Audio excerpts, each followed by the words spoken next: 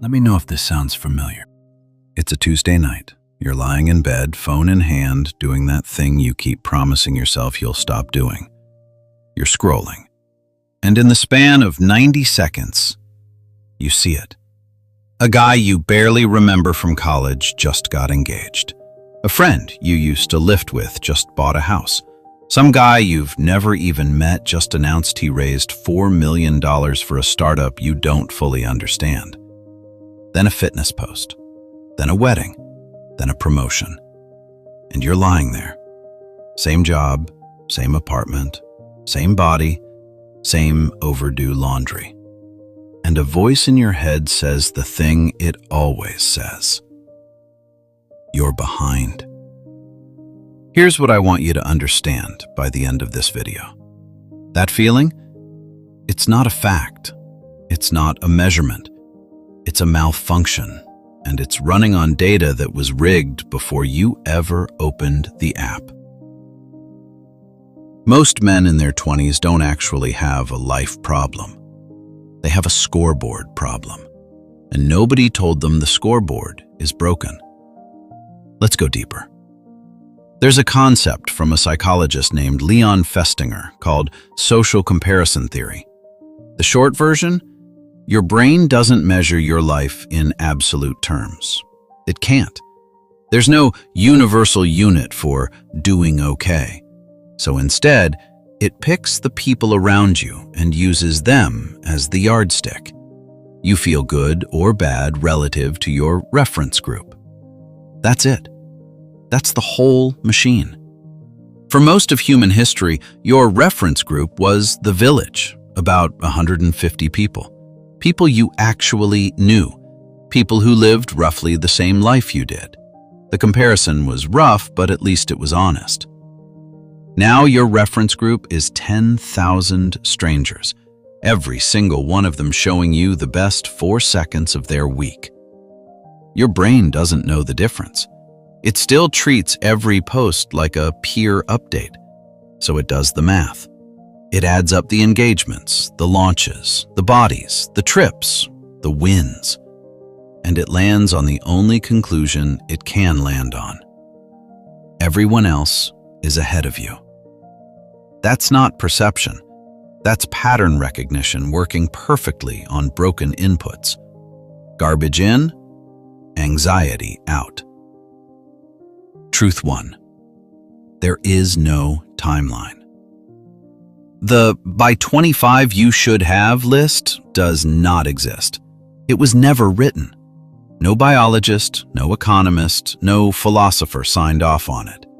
You inherited it from a mix of your parents, a few movies, and the algorithm. And then you started failing a deadline you never actually agreed to. The men your age who seem ahead aren't ahead. They're on a different track, running a different race that you've decided to score yourself against. That's not falling behind. That's volunteering for a competition nobody entered you in. Truth 2.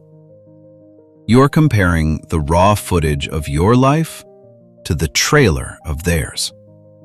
This is survivorship bias plus highlight curation working together.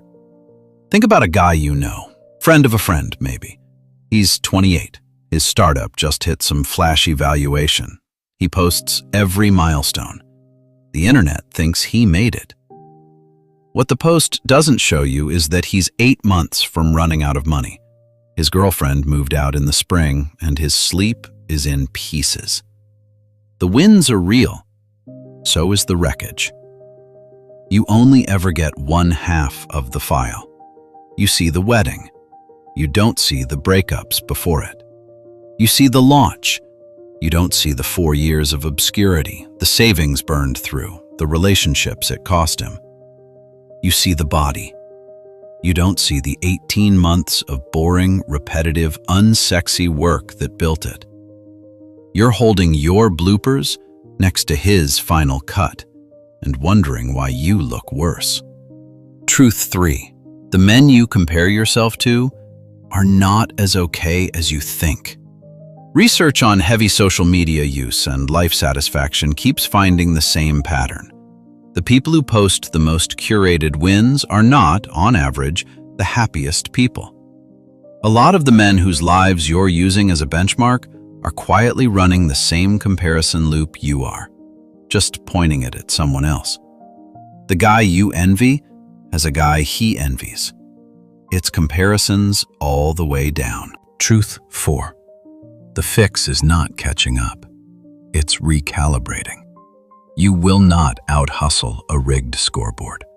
You can wake up at 4, you can grind, you can post about the grind, and you will still feel behind because the scoreboard updates faster than you do. What works is smaller and quieter and almost insulting in its simplicity. You change the metrics. Pick 3 or 4 things that actually matter to you, not to the algorithm, to you. Your physical health, one skill you're getting measurably better at, the quality of 1 or 2 real relationships, the amount of time per week you spend not lying to yourself. Those. Then you measure them against one person only, the version of you from 6 months ago. That's it. That's the whole shift.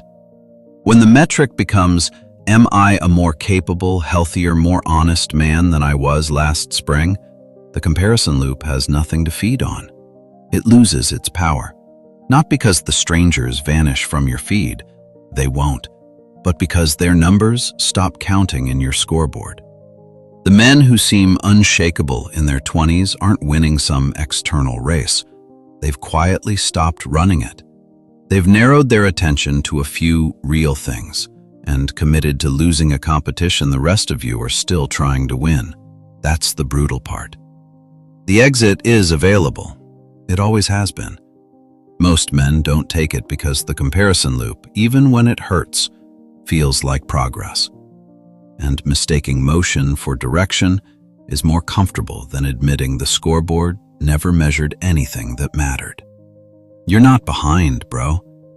You're miscalibrated. And miscalibration is fixable in an afternoon.